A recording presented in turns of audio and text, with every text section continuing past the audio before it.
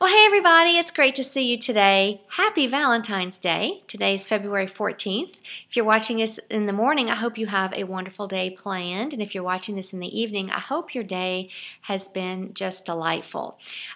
People ask me sometimes about my husband. Remember with the cupcakes, and I had mentioned that he had made those cupcakes for me when we reached 100 people in the Bible study. Well, someone asked, did he really do that? And yes, he really does. He is an excellent cook. He cooks for us most nights. I clean up, and that's just how we've kind of divvied up our roles. And he is much better at cooking than I am, and I'm great at cleaning up. So that's kind of how we do it. In fact, right now he is at the grocery store, and I expect him back anytime, so he may come home in the middle of this taping, but I'm trying to get the taping in before he comes home. So if you hear something in the background, that's probably it. Today's lesson is entitled A Lesson in Leadership, and I've pulled out Exodus 39:43. Moses inspected all their work. When he found it had been done just as the Lord had commanded them, or him, he blessed them. And I wanted to mention a couple of things about leadership, which we're going to get into in just a little bit. But I know many of you are working and have thriving careers. And I wanted to let you know that I too worked in a corporate environment for almost 20 years. Before leaving in 2009, I worked for a nationwide billion-dollar nonprofit organization, and I was an executive with them. I ran multiple departments during my tenure there and had a span of territory from Georgia to Delaware at the end there before I left, and just really enjoyed my career, enjoyed my time with them, and learned a lot about leadership, both good and bad leadership. And so today I'm going to bring to you some lessons in leadership that I've learned from my time there, and how we can really apply that to the word that we're reading today. The passage today was really a short reading. Did you notice that? It shouldn't have taken you any time at all to get through it. It was really very short. Basically, the people brought all of the items that they had made to Moses, and Moses inspected it. He found that it was perfectly completed, just as the Lord had commanded, and then he blessed them. And so the tabernacle was completed in today's lesson, and today is actually the end of Exodus. So we are going to start the book of Numbers tomorrow, which is pretty exciting. And they completed all of these items. How long do you think it took? They completed all of these items in about 5 months.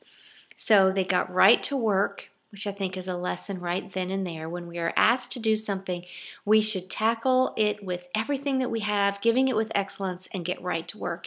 And they were able to finish all of these items in the whole tabernacle in 5 months. Now, the tabernacle was not a permanent structure. It was a structure that was designed to be taken apart and taken with them, because remember, they are sojourners in a land. They are not, this land, this wilderness is not their home.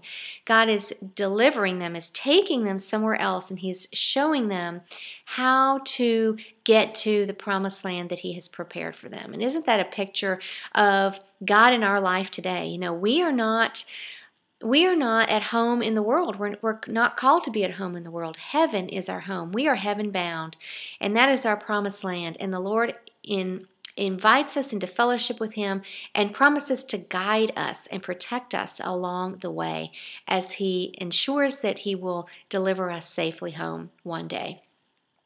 So here are some lessons in leadership I wanted to share with you. First, for the leaders. The people were able to accomplish this amazing feat because they had great vision, and they were all united around a common goal. Everyone knew exactly what they were supposed to do. Everyone knew how they fit in to the big picture, and there was a big picture. There was a vision, and everyone was united around that. So if you're a leader in your organization, or a leader in your school, or a leader in your home, does everyone have a common vision and know how they fit into that vision? Number 2. Moses was the leader here.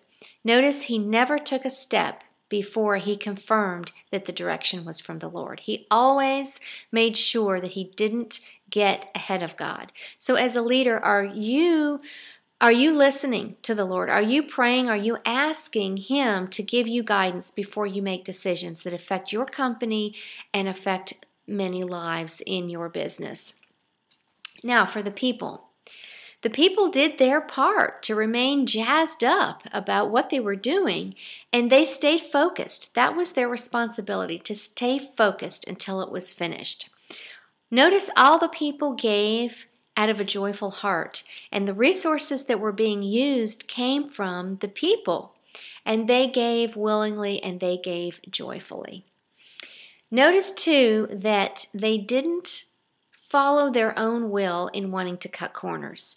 They looked at the procedure and they followed the procedure to a T.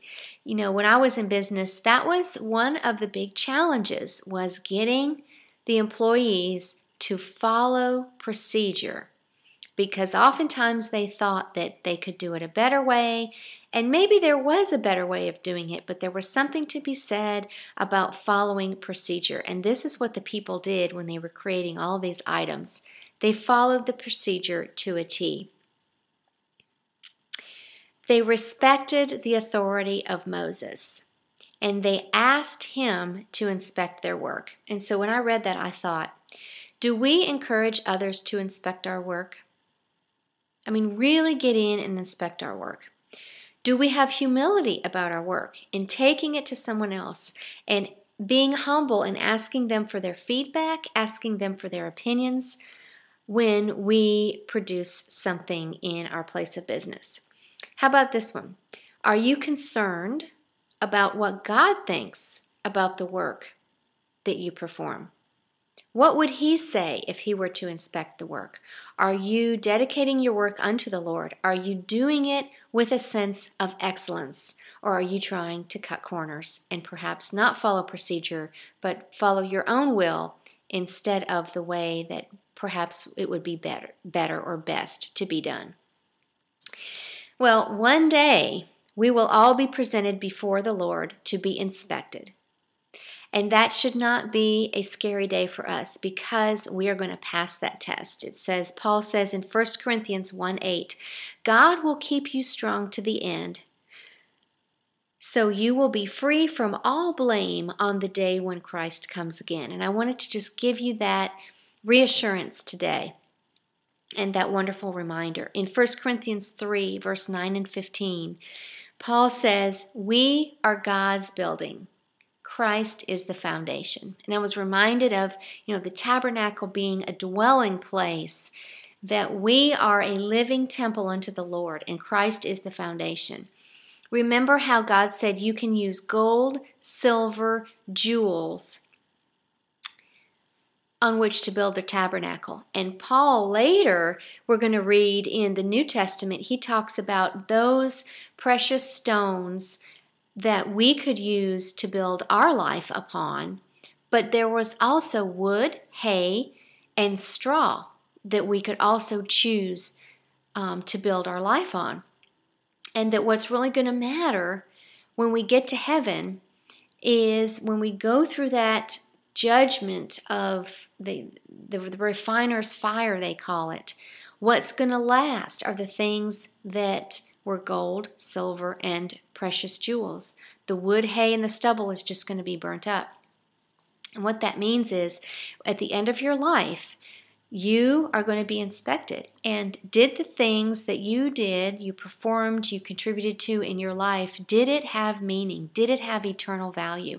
And everything that we do in our life today should have some form of eternal value. That is the perspective that we should have amongst all else. We'll get a reward if it had value, and if the fire burns it up and all that we were working towards in our life didn't have any eternal value, the Bible says that we will suffer loss.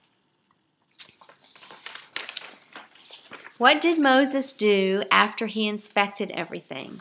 He found everything was done just as the Lord had commanded him, and he bestowed a blessing, and it was enough for the people. Our blessing will be eternal life in heaven, and it will be so glorious. It will be the best blessing, the best reward that we could ever receive.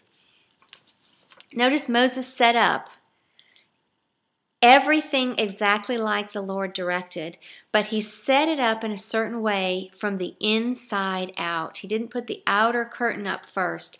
He put the ark, which was in the center of the most holy place, the most inside piece of furniture that he could place.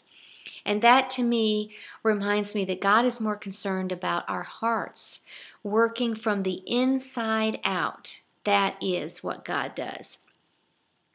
Moses didn't set it up until God told him to. How often do we in our lives, in the things, the projects, the plans that we have, we oftentimes get ahead of God and we're not patient often enough as we should be to wait until God tells us to take the next step. Psalm 37:23 says, "It is good to see God going before us in every step." And don't miss out in chapter 40 the phrase that's repeated over and over, just as the Lord commanded, just as the Lord commanded. That is repeated more times than holy, holy, holy is the Lord Almighty. This is repeated 6, 7 times. It's repeated over and over. Surely it is meant for us to take note. Are you living your life just as the Lord has commanded? For there is great blessing on the other side for those of us that do. At the end of this chapter, we see the Shekinah glory filling the temple. This was the place that God would call his throne. As he comes and he descends in his glory, this bright, dazzling light, the Shekinah glory of God. God himself is descending and he's coming in to the tabernacle and he is sitting down on the atonement cover, on the ark, in between these two cherubim. And this is the place that he is now calling his throne. You know, any place God has a throne and an altar, there is a living temple. Are you willing to give up your heart, give up your life to him so that he can take up a throne in your heart? What about an altar? Are you living your life sort of as a living sacrifice for him? Are you living as a living temple? You know, the people did whatever the Lord told them to do through Moses, and they enjoyed constant fellowship with God. So here's a question for you. What in your life do you need to go back and inspect just to make sure you are living in the center of the will of God, just as the Lord has commanded for you? Because there is great blessing for those of us who walk in fellowship with the Lord and do just as he's commanded. This is a call to holiness for us today. As we conclude the book of Exodus, I just would ask that you would take a look and see, is there anything else? If the Lord was to inspect your life today, what would he say? Is there anything else that you need to refine or mold or perhaps hammer out just a bit more? Well, I hope this has been a blessing to you today. I sure do enjoy seeing you each and every day. Thank you so much for joining me in this online Bible study, and I look forward to seeing you again tomorrow when we start the book of Numbers. Blessings, everybody. See you then.